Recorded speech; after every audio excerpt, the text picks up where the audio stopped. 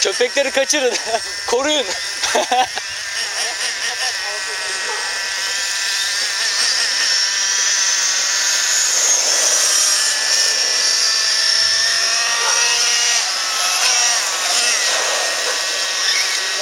Hadi çizgi hadi. Ömer abi kovalasana şu köpekleri ya.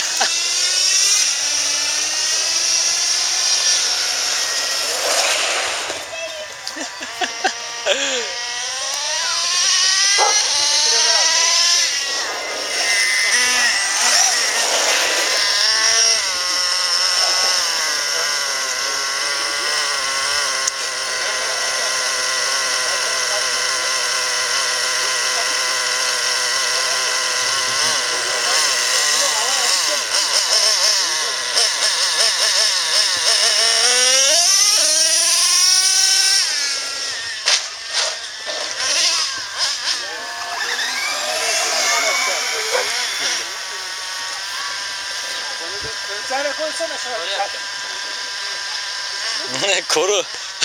Güvenlik alanı sağ. Yok seninki çevirmez onu ya.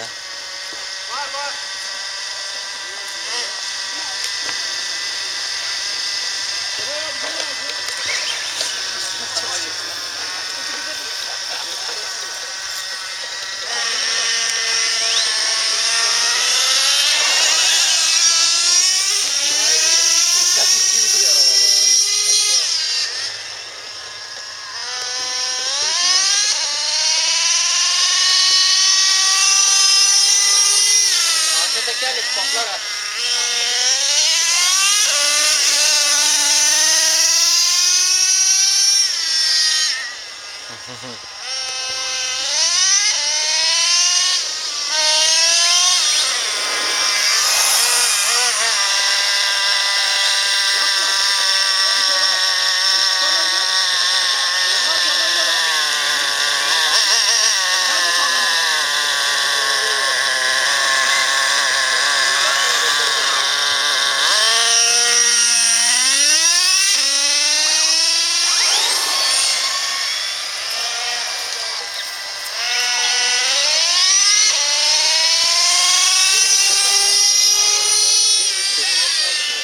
Değiştir.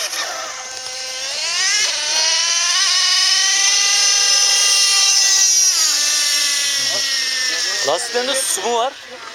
Ya su girdi. Büyük ihtimal süngerde su var. Yok yok. Büyük ihtimal su var onlarda ya.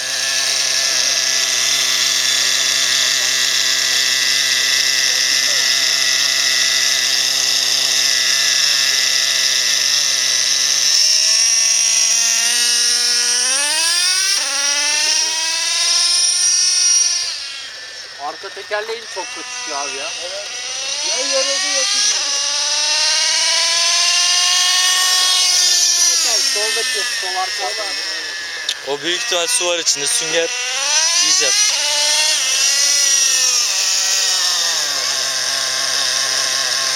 Biraz şarj oluyor herhalde. Evet abi.